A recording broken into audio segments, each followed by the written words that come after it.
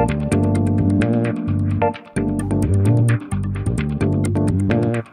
bonjour tout le monde, ici c'est Marc-André Ferron. Aujourd'hui, on se pose une petite question bien simple. À partir de quand vous êtes imputable de la santé et sécurité de vos employés? Bonne question. Très simple à y répondre en même temps.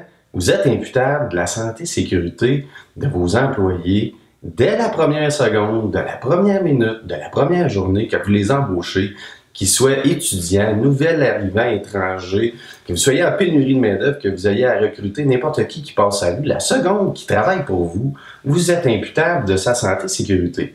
Et on revient à un principe que je répète souvent, la santé et sécurité, c'est de la gestion des dangers. Et pour arriver à gérer des dangers adéquatement, qu'est-ce qu'il faut faire? Il faut avoir une bonne stratégie pour arriver à gérer les dangers. Pourquoi?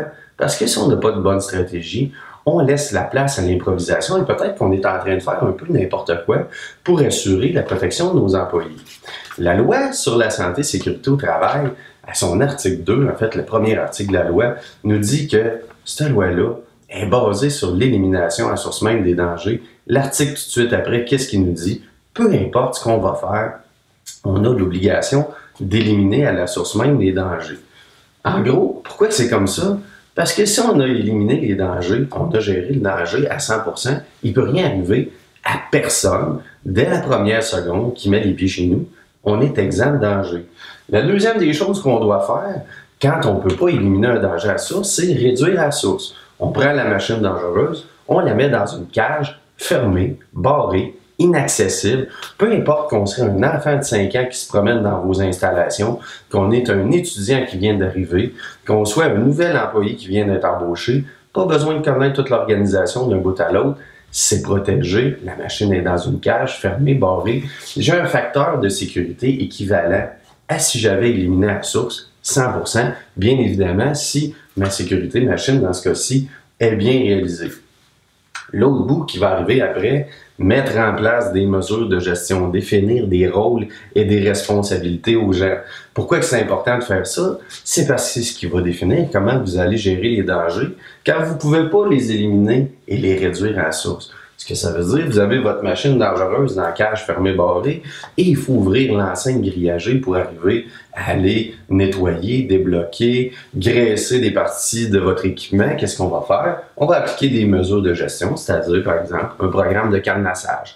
Et si le programme de cadenassage est bien monté, qui est appliqué à 100%, on va être à énergie zéro. Et si on est à énergie zéro, on va avoir un facteur de sécurité équivalent à 100%. Malheureusement, beaucoup trop d'organisations vont commencer à travailler sur le maillon le plus faible sur lequel ils peuvent intervenir, c'est-à-dire l'individu, pour arriver à gérer la santé-sécurité. Ce qui est le maillon le plus faible de ce qu'on appelle la hiérarchie de contrôle des dangers. Et si je vous posais la question, est-ce que vous avez déjà essayé de changer quelqu'un, vous? Je me doute bien de la réponse. Probablement que ça n'a pas réussi, ou si ça a marché, ça a dû prendre bien du temps, mais il y a une chose qui est sûre, c'était pas du tout garanti de résultat. Et souvent, j'aime citer les alcooliques anonymes, et les alcooliques anonymes disent « Amener quelqu'un à changer peut prendre une vie, mais changer, ça prend 2 minutes. » La question qu'on a à se poser, c'est « Est-ce que vous avez une vie en avant de vous autres pour amener les gens à se protéger, à les sensibiliser, à porter leur casque, leur gants, ou peu importe quoi, où vous avez l'imputabilité de la première seconde, de la première minute, de la première journée que vous les embauchez, de les protéger. Vous avez la responsabilité de protéger 100% du monde, 100% du temps, dès la première minute d'embauche. Et si votre stratégie est basée sur de l'observation préventive de comportement humain, de sensibilisation et tout, je suis pas certain que vous allez réussir à protéger vos étudiants, vos nouveaux arrivants, spécialement si vous avez des taux de roulement qui sont élevés, des départs à retraite massifs, peu importe. Si votre stratégie est basée sur les individus seulement, jamais vous n'aurez un facteur de sécurité équivalent à éliminer, réduire à la source ou mettre en place des mesures de gestion, comme c'est demandé dans l'article 59 de la loi sur la santé et sécurité, qui porte sur les programmes de prévention. Programme de prévention, que quand on s'attarde au sens des mots, veut dire programmer la prévention. C'est quoi votre plan de match? C'est quoi votre stratégie pour arriver à gérer les dangers?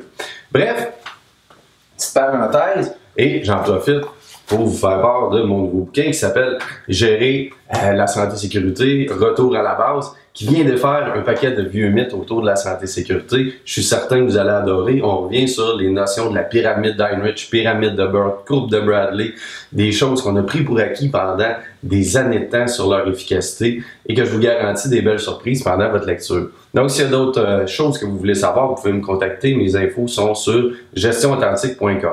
Merci et bonne fin de journée.